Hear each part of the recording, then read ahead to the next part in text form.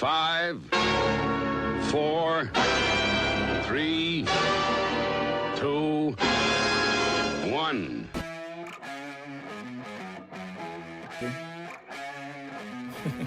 Hey, let's go. Bet.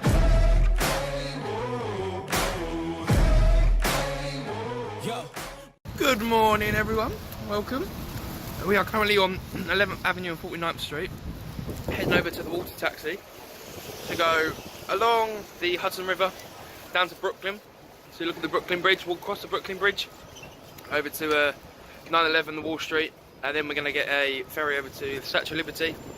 So obviously look at that. We got this morning I got proper New York bagels from this sort of deli place. So yeah, it's going to be fun today. It's the day I've been looking forward to the most. Yeah, let's see what's going on. So now we're on the water taxi along the Hudson River. As you can see, we've got the skyline behind me, and in about 10 minutes or so we'll be going past the Freedom Tower and the Statue of Liberty. It's a really good idea. Thank you, Rebecca, for suggesting the water taxi being free and everything.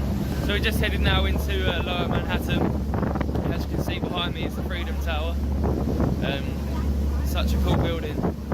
The way it's just prominently placed there, its architecture. And obviously in the background there behind me, where are we at? Upper Manhattan. So what we're going to do from here, we're going to go round to the other side, basically the bottom, and go to Brooklyn Park. So we're just passing the Statue of Liberty there. It's so busy on this boat right now. So cool to see it. Very big statue. We were going to go to the island, but because we come here so close, I don't think we're going to go. Because there's no point really. I know there's only a museum, that's all you really need. The Statue of Liberty. So cool to be going past this. So we found out on the boat, we're with a Finland and Americans exchange, right? Now we go. Goodbye. Such a cool ride, and it was free. Can't go wrong. So we just got off the subway because the water taxi didn't actually take us to the right side for the Brooklyn Bridge. So we got off the taxi. Now we're just walking up the stairs to the Brooklyn Bridge. I'd imagine when we get to the top of these stairs, it's going to be a very, very awesome view. Let's have a look. There you go. Brooklyn Bridge. So we're going to walk along this, and then we're going to grab some lunch. And then we are going to, I think, up Wall Street. Then we get to the end of Wall Street, we'll be at 9/11 Memorial. So now I'm officially standing on the Brooklyn Bridge. We've got the cars going past us. Yeah. Pretty cool to be up there. Everything about America is pretty cool. I don't know if you realise, I just say everything's pretty cool. You've got the United States flag at the top of the Brooklyn Bridge there. I'll show you when I get closer. I'll show you. But obviously on the that's the Manhattan Bridge there, and I'm in the bike lane. I should really move from being in the bike lane, but it's getting quite busy, so it's cool. Dylan's becoming a photographer for everyone behind me. So one of the rules up here on the Brooklyn Bridge is you're not allowed to put any locks on the bridge itself, because it's like they can't get rid of them obviously, and you get a $100 fine. But I don't think many people listen to it because there's absolutely locks everywhere on this bridge. So we're just coming to the end of the Brooklyn Bridge walk. Very windy up there, so I had to put my hood up, but whilst we're in the centre, in the middle bit, they had key rings and that, so I managed to get this magnet for $2, so it's pretty good. Take your time, put it on the fridge, all the other countries everyone's visited to. So we just came out of prep for lunch. Just heading down now to Ground Zero area. Got the One World Trade Center behind me. I don't know what I'm going to vlog in the 9/11 Memorial. Obviously, it's a solemn place for remembrance and that. What I'll do a little slideshow now of a couple of photos that I've taken for you to enjoy of my experience at the 9/11 Memorial.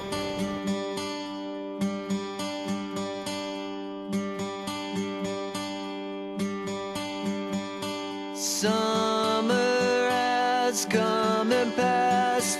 The innocent can never last. Wake me up when September ends. Like my father's come to pass, 7 years has gone so fast. Wake me up when September ends.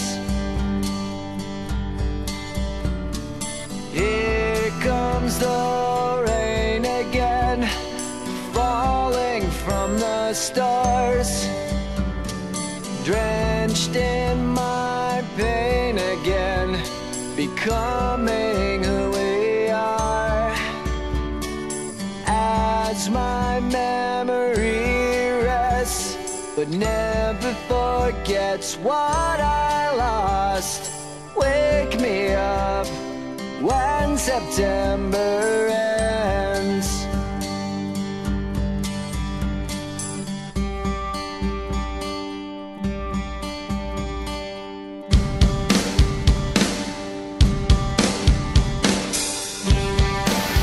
So I thought I should vlog a little bit just to get an idea of what's going on and how big. It's crazy how big this is. It's massive. It actually is massive. And to think it came down the way it did. Especially this is only one of them. This is literally only one of them. Because you've got all the names on the side as well. There's a name down there of there's a flower put into the name, which obviously means it's someone's birthday. But yeah, it's crazy to be here and think what went on. So I'm currently now Betty Ann Ong. Okay? And for those of you who don't know who that is, she was on the Flight 11, which was the first plane to crash into the towers, and she was the first one to alert the authorities that there was a hijacking. So her name, I wanted to find her name, and it was on panel N74 for North 74. So I'm glad I found it. It's something to, yeah, it's just gobsmacking really how big this place is. And there's two of them. So here's another thing many people may not know, because it's not well signposted. This tree is all very different to all the other trees that you see. All the other trees are very straight, yeah? Just because this tree is called the survivor tree. And that's because it survived the Twin Towers crashing down. It's quite significant. And also I've just been speaking to one of the survivors, a guy that's here telling people some information. And you see this ball, yeah? This ball was located in the middle of the Twin Towers in sort of like the lunch area. And it survived. It is dented and it's ripped apart a bit, but it's still there now. And it got moved from the middle up there. So we might head over there and have a look at it, but we're going to head to the museum now and get in the line, because the line looks very long. So I'm going to speak quietly because obviously we're in the museum now.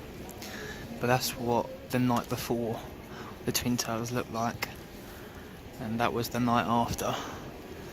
So that was September 10th, 2001, September 11th, 2001, and behind me is some of the metal steel pipe work, which you can see is just literally a twisted heap of metal that once stood standing. What you can see behind me is the missing persons posters. Obviously people wanted to find their loved ones and they couldn't, so they had to create these posters, and as you can see the ones that are fading away are the ones that didn't make it, and they're all pretty much fading away here. This is the original staircase in one of the buildings. As you can see, it's quite cool.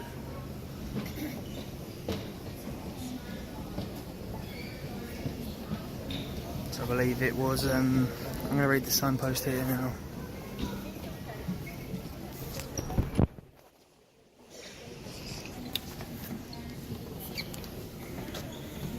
This video you can see here is from the day. You can see it's ladder number 3, the fire truck, and that ladder number 3 fire truck is actually this one.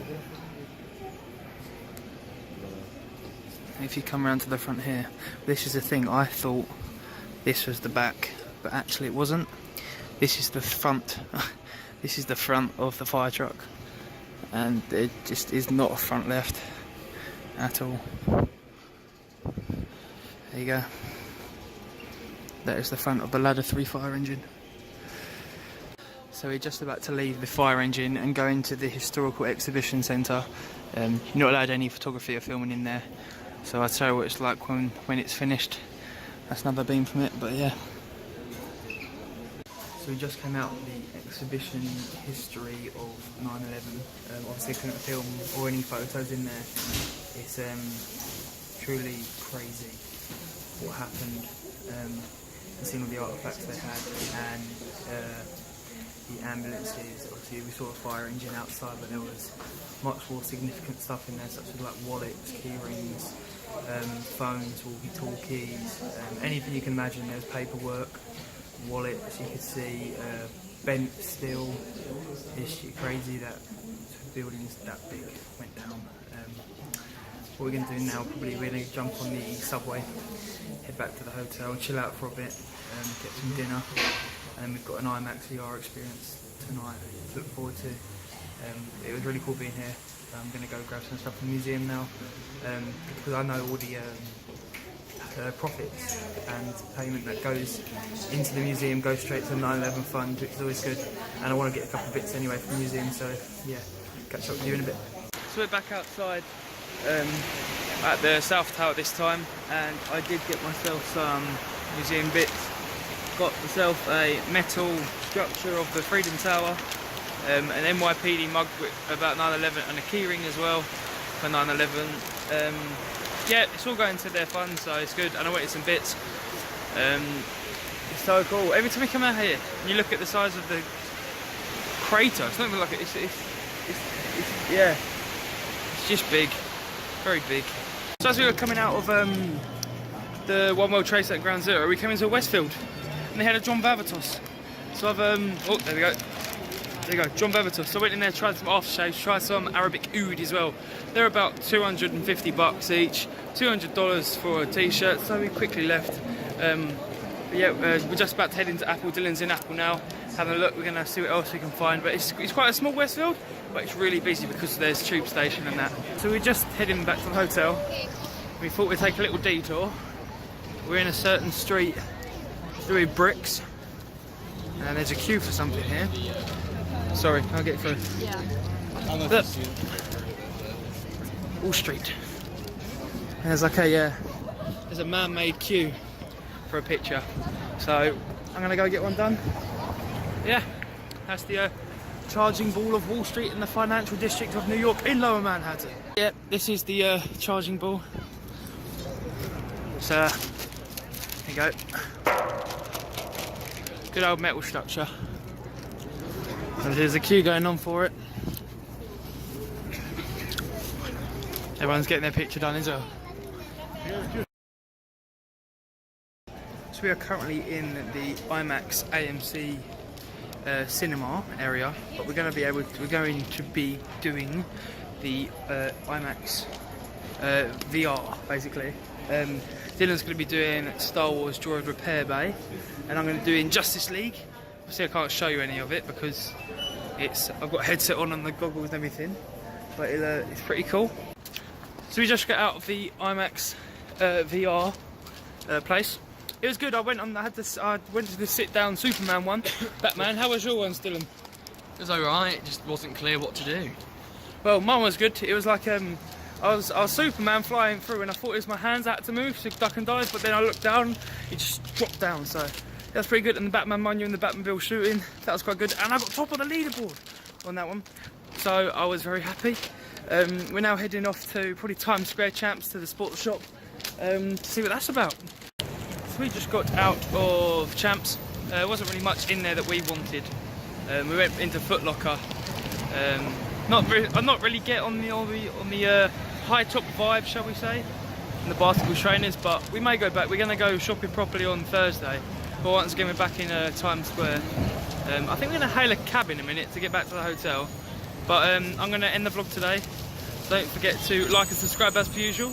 and stay tuned for tomorrow's vlog, where we are gallivanting, probably going to see another musical.